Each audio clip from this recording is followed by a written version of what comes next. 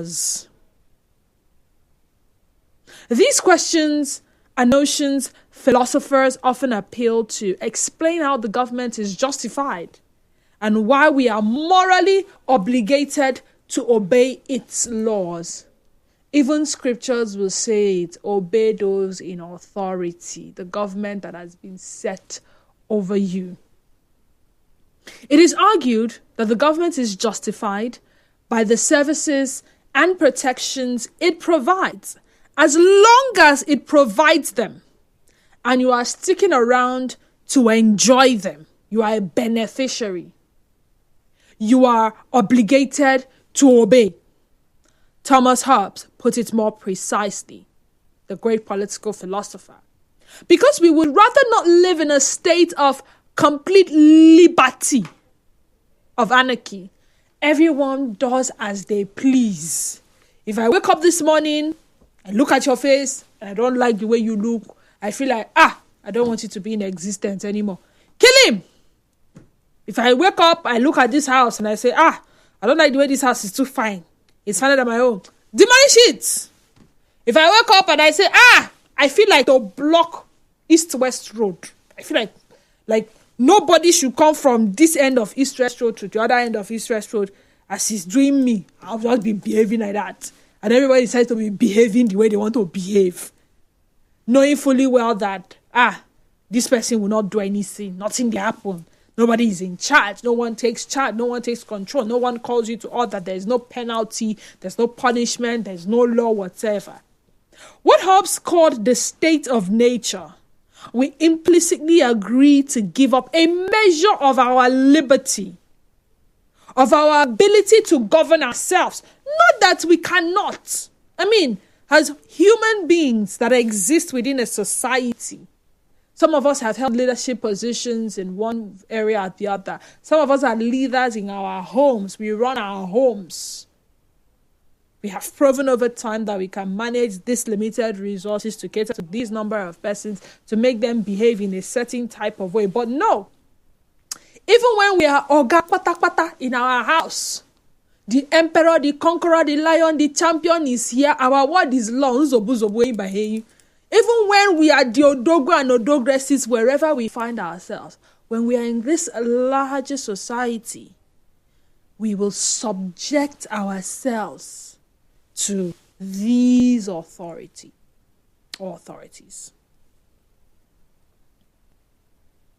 As long as everyone else does the same. So I am obeying, and I expect you to obey, and we all will obey. This agreement has come to be known as the social contract. However, you will agree with me that not everyone is willing to abide by these social contracts. Hence, we'll have criminals every now and then. People who commit crimes against humans, humanity, against nature, against authority, and all of that. Rebellion. When everybody is going left, we say, no! I will not join people to go left. I will go right. At what point do you no longer feel obligated to obey authority? You feel like, yes, I understand that as part of being a member of this society, I must live by the rules and the laws. But when it gets to this point, and this happens and that happens, I no longer feel obligated to authority. And I do not want to be responsible for not obeying. And I ask, at what point do you no longer feel obligated to obey authority? Let's talk.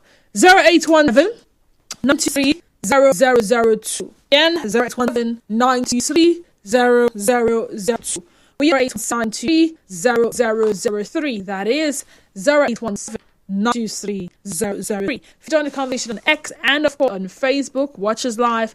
Our X handle is @NigeriaInfoPH, @NigeriaInfoPH, and our Facebook page is Nigeria Info 92. Most importantly, be part of the conversation. In your comments in the comment section. WhatsApp and Telegram number remains 0809 30416. Info. Welcome to the side. So sorry about it. Please do well to call back. It rained. It rained heavily this morning. I don't want to believe the rain affected the network. And yes, by the way, a call screener is on standby to take your calls first before passing on to me in the studio. So when you do call, the first voice you would hear will definitely not be my voice, but that of the call screener. Nigerian Info, good afternoon to you and welcome. Am I with Didi? Oh, yes, this is Denise Dennis. Welcome. Yes. Daniel Mogeto, Swako. Tinke Daniels, you're welcome. Yes. When I am not comfortable, like, if, take for instance, we are operating a democratic government. Am I correct? Yes. Okay. And in that process, maybe you stand up, you say you fight corruption. But when we look into your side, the government as a legislator, both federal states, or the government head of it, that guilty defeat. You see kind of irregularities, manipulations, and all that sort of, you cheat people, because during election, when you did do the right thing, that is all sort of fraud for you to get that seat. How can you be there now? And you say you will now stand up, we are fighting corruption. How can I be? Just say, okay, let me follow you, because you don't give what you don't have. That is pretense. I hope you understand me, Didi. Let me stop here. Thank you very much. All right. Thank you so much. Thank you, Daniels, Imo State, Ozuako. Zion from GRA. Hi, Zion. Welcome to the sunny side. Good afternoon. Good afternoon to you as well. Welcome. Sir, this discourse just brought a nostalgia, reminding us when we were in law school then. Questions they would normally ask. At what point should a citizen no longer obey the law? Interesting. The way you brought the question, I just laughed.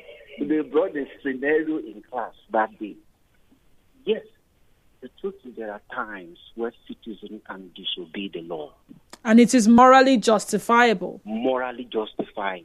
That is to show that the tenets of the agreement are no longer being met. Okay. There is a doctrine that guides this social contract theory, and that's the reciprocity of the social contract of its own. You want me to obey the law, fine. What are you going to do for me to obey the law? You ask me to drop my hands, I should not protect myself. We should come together and discuss so that we find a source to protect ourselves. Now I've dropped my hands. You are not protecting me. You have infringed the agreement. So at this point, I can disobey. You told me you will give me life, power. You will give me water. You will give me school. You will give me market. Because of this, let me be paying this amount of money to you. Let me preach these things to you. I've waited. 1 year don't pass, you no do them. 2 years don't pass, you no do them. 3 years don't pass. Okay, no, I'm not going to pay you again. No, I won't stay on my own, make it on your own. You're a liar. You get it from me. I don't pay you my own part. You never pay your part. At this point, the citizens are disobeying. When they find out that certain laws are so burdensome, which means, how can you tell me that because of this, and this, I should be paying double? They give me power reach 30 days. They collect 20,000 naira because I live for self-contained. No. How can I pay you for water and I not see water? No. These are indices that the citizens can say, no, we will not. But there is a caveat. Instead of to go ahead of flagrant disobedience, there will not other place will not ask the citizen, look, see you as a channel. You can position your grievance. have a way you can now tell us. Then now say, okay, let us create a court.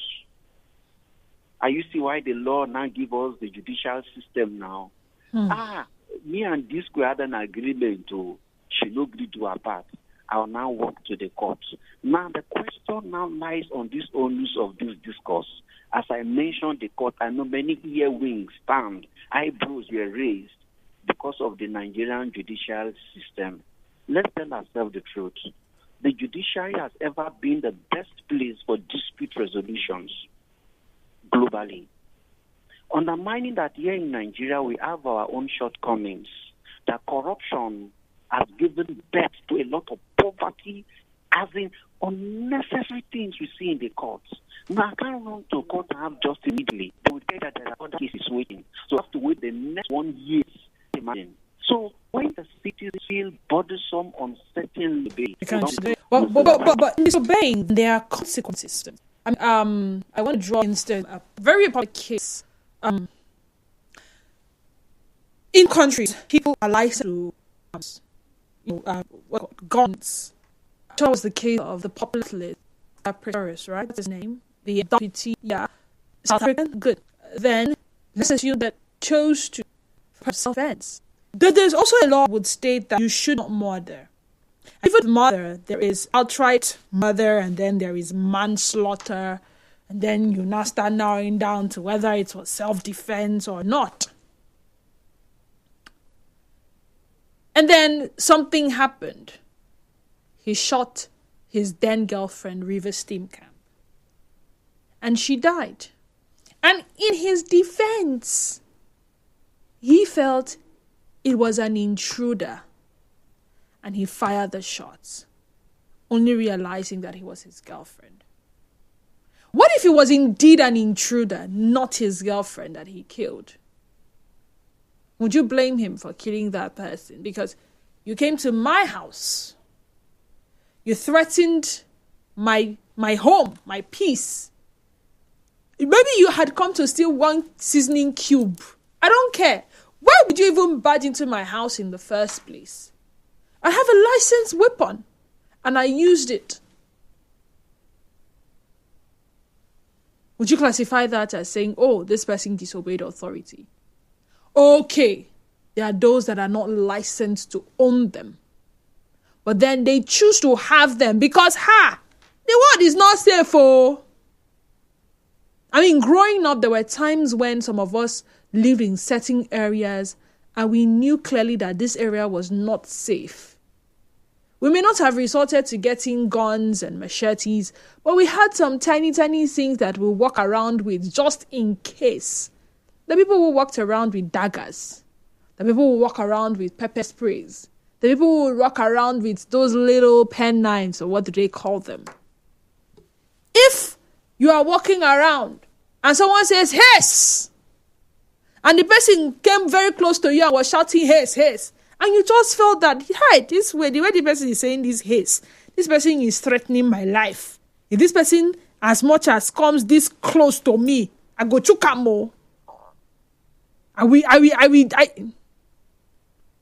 And then maybe the person was just shouting, "Hiss, I beg, I want to know where my 3 day."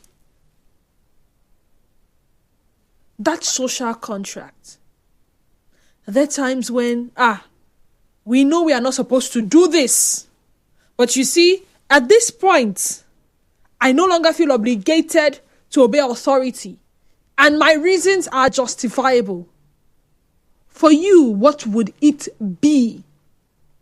The jungle justice that we have all criticized and, discouraged. There are people that feel that, hey, you see this jungle justice, as much as it is classified as murder, this person stole, this person kidnapped, we catch you, we deal with you there and then, telling you police should come, carry you to court. It's a waste of time. You may get away with it, you may go scot-free. Instant penalties. We are not waiting for police. We are not waiting for one lawyer, one judge, one this, are waiting. No, as we catch you, instant we carry tire, we burn you, you die and go and discuss with your maker. Why Why would you even think that that thing that belongs to another person is what you want to collect in the first place? You're going to deprive someone else of what belongs to them. So when we catch you, we will deal with you as someone who does not value your life. Those are some people's reasons. Let me go to some messages on WhatsApp. For me, the moment the government tramples on my standard of living and enjoyment, then I am bound to resist them squarely. But sadly, in Nigeria, there are no rights for citizens. Therefore, the government tramples on the masses continuously. Right now, from Woji. Good day, sir. Who is this, sir? Nigerian film. Welcome. Go ahead. It's actually like the instance we had about that shot his girlfriend.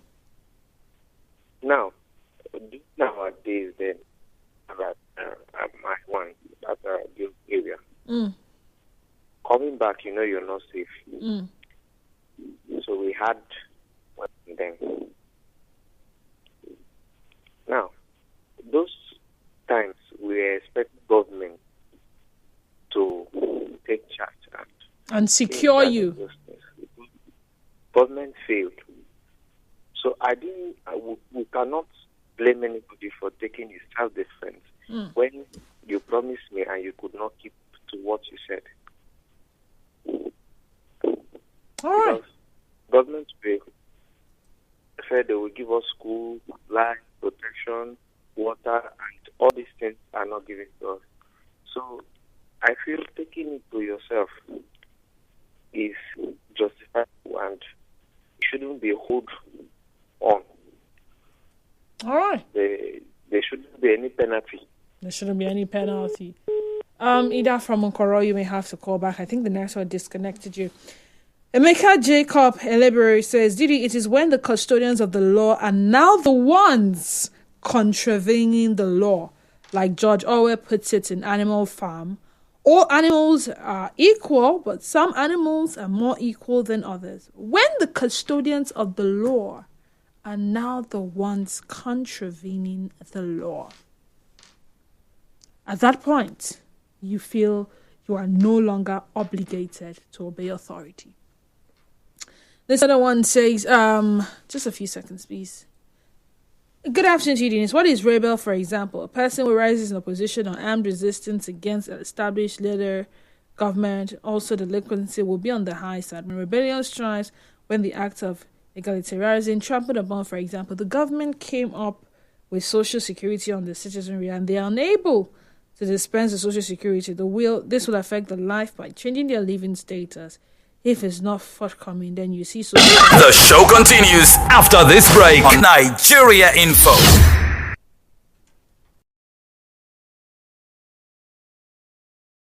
Stay